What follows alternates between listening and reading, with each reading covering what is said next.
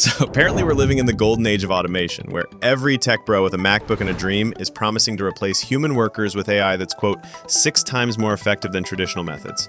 Congratulations, you just helped build the economic system that's about to make you obsolete. Picture this dystopian paradise. Every soul-crushing job is finally automated. No more spreadsheets that make you question your life choices. No more drive-through headsets asking if you want to make that a combo. No more emails that begin with, "per my last message," which, let's be honest, is corporate speak for, "are you illiterate?" Sounds like utopia, right? Until you realize that in this brave new world, nobody has a job, which means nobody has money, which means nobody's buying your self-driving Tesla, your robot butler that can't even fold laundry properly, or your AI-generated gluten-free dog biscuits that probably taste like cardboard anyway. Turns out the invisible hand of the market just gave everyone the middle finger. But here's where it gets interesting. And by interesting, I mean economically terrifying. What sounds like a CEO's wet dream might just be capitalism's suicide note. Because if you automate away all your customers, who exactly is going to buy all the crap your robots are making? Now, this probably won't come as a shock to you, but companies have been trying to eliminate workers since the dawn of capitalism. It's like their favorite hobby, right after tax avoidance and pretending to care about the environment. Downsizing, outsourcing, right-sizing, which is just downsizing with better PR. Streamlining operations, until one guy named Kevin is doing the work of 5 people while eating a sad desk salad and questioning his life choices. The difference is that AI isn't just another tool, it's the ultimate tool. Instead of a forklift replacing 5 warehouse workers, you now have ChatGPT replacing 5 copywriters, a receptionist, 3 customer service reps, and your cousin with the Etsy store who thought she was safe selling handmade soap. According to a survey of 697 companies, and yes, someone actually counted, businesses that implemented AI in their contact centers hired 89% fewer new employees than those who didn't. For existing workers, it was even worse. 36.8% of companies laid off an average of 26.1% of their staff within just 1 year. That's not optimization, that's economic ethnic cleansing with a Silicon Valley smile. And here's the beautiful irony. These same companies are celebrating record efficiency, while their former employees are filing for unemployment. It's like burning down your house to save on heating bills. Technically effective, but you might want to think about where you're going to sleep tonight. There's this famous story that gets trotted out every time someone wants to sound smart about economics. Henry Ford supposedly doubled his workers' wages to $5 a day so they could afford the Model T cars they were building. It's a heartwarming tale of enlightened capitalism where everyone wins. Except it's mostly bullshit. Ford didn't raise wages out of the goodness of his heart, he did it to reduce turnover and poach talent from competitors like Dodge. Classic monopolistic behavior dressed up as altruism. But here's the thing, even though the story is fake, the underlying economic principle is real. If your employees are also your customers, then systematically eliminating them from the economy is like building a roller coaster with no passengers. Sure, it's an impressive feat of engineering, but it's not going anywhere and nobody's paying for tickets. The inconvenient truth is that Henry Ford, despite being a ruthless businessman and, let's be honest, kind of a terrible person, understood something that modern CEOs seem to have forgotten. You need people with money to buy your products. Revolutionary concept, I know. Let's talk about what's actually happening right now, because the future is already here. It's just unevenly distributed, like wealth inequality and decent internet speeds. Those call center numbers I mentioned, that's just the beginning. We're talking about hundreds of thousands of jobs vanishing in one industry in 1 year. And call centers have already been hit harder than most industries by outsourcing, understaffing, and automation. They're basically the canary in the coal mine, except the canary is on fire and the mine is collapsing. Now imagine scaling that across every industry. Law firms using AI to review contracts, design agencies using AI to create logos, logistics companies using AI to optimize routes, HR departments using AI to screen resumes, which is particularly ironic since they're screening for jobs that might not exist much longer. Even here at our little media operation, we used to have someone whose job was cutting out images in Photoshop for our animations. Now Adobe's AI does it automatically. We kept our editor because we're not monsters, but a lot of companies would just pocket the savings and call it operational efficiency. The pattern is clear. If your job can be reduced to a series of predictable steps, congratulations, you're about to become a training data set. But here's where it gets really interesting. The video game industry, that bastion of healthy business practices, has figured out something that the rest of the economy is slowly catching on to.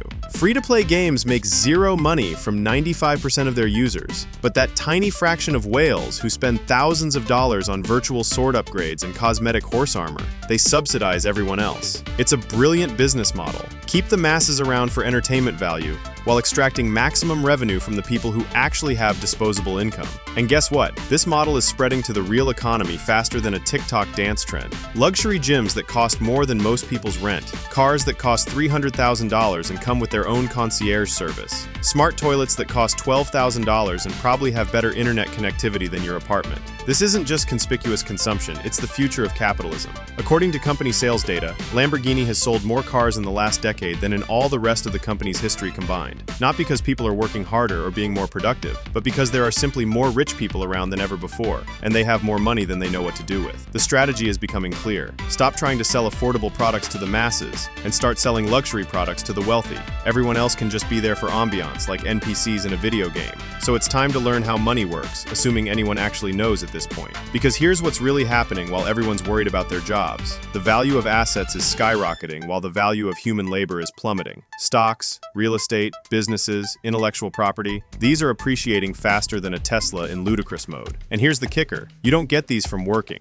You get them from already having money. It's like a game of economic musical chairs, except the music never stops. The chairs keep getting more expensive, and most people are standing around wondering why they can't afford to sit down. People who held on to even a modest investment portfolio over the last few years now have fortunes that would make their grandparents weep. Not because they worked harder or were smarter, but because they had assets during the longest bull run in history. Meanwhile, wages have stayed relatively flat. The value of an hour of human labor, the thing most people trade for money, has been stagnant while everything else inflates around it like an economic balloon animal. This isn't an accident. It's the natural result of a system where capital generates more capital, and labor just generates enough to keep you alive until tomorrow. This is usually where someone in the comments starts typing in all caps about universal basic income as if they've just discovered fire. UBI sounds great in theory. Give everyone enough money to cover basic expenses and suddenly automation becomes liberation instead of economic death sentence. We can all become artists and philosophers while robots handle the boring stuff.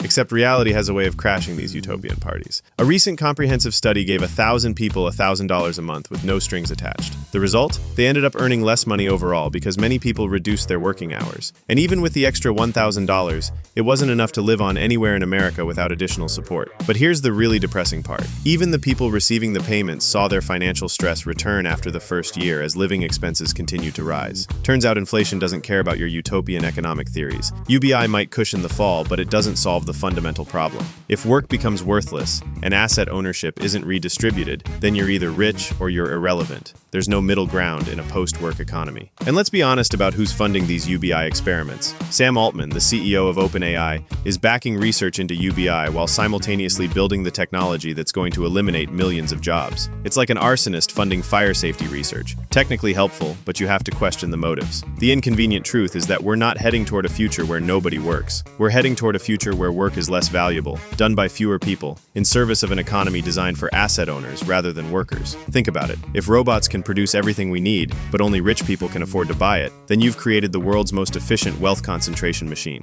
It's like capitalism speedrunning inequality. Companies are already adapting to this reality. Amazon's retail operations barely make a profit despite having the most efficient distribution network in human history. Their real money comes from AWS and advertising, services that cater to other businesses, not individual consumers. The gaming industry figured this out years ago. It's more profitable to extract maximum revenue from a small number of wealthy customers than to serve the masses. And now every industry is following suit. Luxury brands are booming. Private jet sales are at record highs. Meanwhile, regular people are getting priced out of housing, healthcare, and education. It's not a bug in the system, it's a feature. So what happens when this trend reaches its logical conclusion? When AI can do most jobs better, faster, and cheaper than humans, you get a two-tier economy. The asset owners who benefit from automation, and everyone else who competes with machines for the remaining scraps of human necessary work. The optimistic scenario is that we figure out how to redistribute the benefits of automation through policy changes, wealth taxes, or some form of universal ownership of productive assets. The pessimistic scenario is that we create a permanent underclass of economically irrelevant humans, while a small elite enjoys unprecedented wealth and power. And based on current trends, we're heading toward the pessimistic scenario at breakneck speed. The people investing billions in AI aren't doing it to create a post-scarcity utopia for everyone. They're doing it to capture the economic value that automation creates.